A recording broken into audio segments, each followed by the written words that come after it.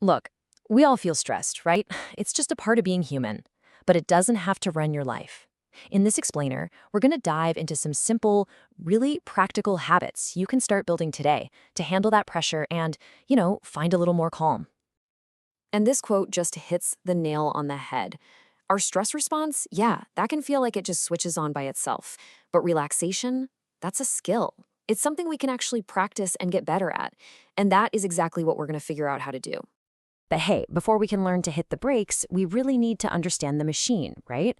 So, what's actually going on inside our bodies when that wave of stress washes over us?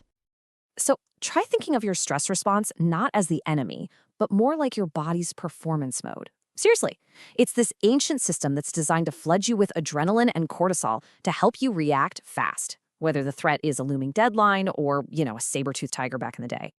A really great way to picture this is to think of a car. You've got your sympathetic system, that's the gas pedal. It revs you up for fight or flight. And then you have your parasympathetic system, that's the brakes. It's what slows you down for rest and digest. The whole trick is learning how to consciously hit those brakes.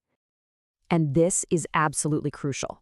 We're not trying to eliminate stress completely. I mean, short bursts can actually be useful. The real danger, the thing that messes with our well-being, is chronic stress. That's when the gas pedal is basically stuck to the floor and our system never gets a chance to recover. So, Act 1, regulate your body. How do we actually hit those brakes when we feel totally overwhelmed? Well, we're going to start with some immediate physical things you can do that directly tell your nervous system, hey, it's time to chill out. And the most powerful tool you have for this is completely free, and it's with you all the time. It's your breath. It is without a doubt the fastest way to flip the switch from that panicked fight or flight state to that calm rest and digest mode. One of the most effective science-backed ways to do this is called cyclic sighing. It's super simple. You take a deep inhale through your nose, then right at the top, you sneak in another little sip of air to really fill up your lungs. Then just let it all go with a long, slow exhale through your mouth. That sigh is literally your body's own natural reset button. Now, this isn't just some feel-good technique. There's real science to back this up. One study actually found that just 5 minutes of daily breath work, like that cyclic sighing we just talked about, was more effective at boosting mood and cutting down anxiety than mindful meditation. It has a direct, measurable effect on your body.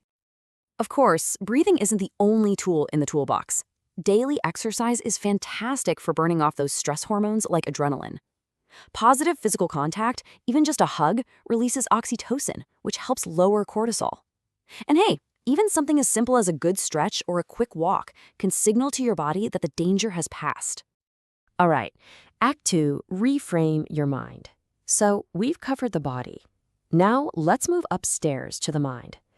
Once we're a bit more physically calm, we can start to work on that mental chaos that fuels so much of our stress.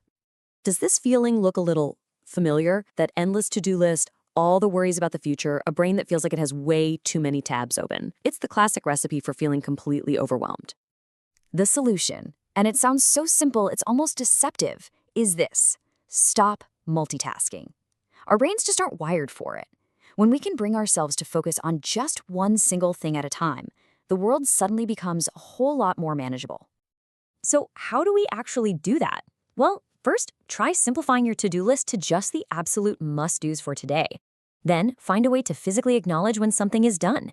Check it off, move a sticky note, whatever works. It gives your brain a little hit of completion. And finally, you've got to practice mental flexibility. Accept what you can't control and pour your energy only into what you can. I love this quote because it just perfectly captures the paradox of self-care, doesn't it?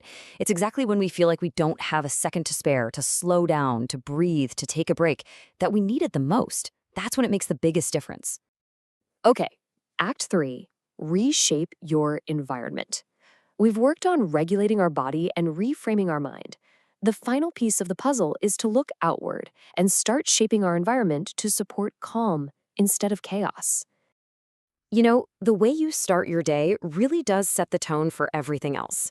On the left, you've got a morning routine that pretty much guarantees you'll trigger your stress response. On the right, a morning that protects your peace. Just by making a few conscious choices, especially in that first hour, you can take back control of your day. Feeling like you don't have time for a big change? Well, listen to this. Research shows that spending as little as 10 minutes in a natural setting can significantly boost your mental well-being and lower your stress levels. Just 10 minutes, that's it. And you don't have to go on some epic week-long hike either. Connecting with nature can be as simple as walking through a local park, watering a plant on your windowsill, or even just looking at beautiful pictures of nature online. It's about giving your brain a break from all the concrete and screens. And finally, we have to talk about the little glowing rectangle in your pocket. The constant pings, the endless scrolling, it's all literally engineered to trigger your stress response. Setting some clear boundaries, like turning off notifications or creating a phone-free zone before bed, is honestly one of the most powerful things you can do for your peace of mind. Okay, let's bring this all home. Your path to calm.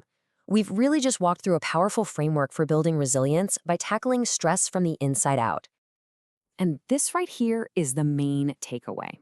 Managing stress isn't a finish line you cross, it's an ongoing practice.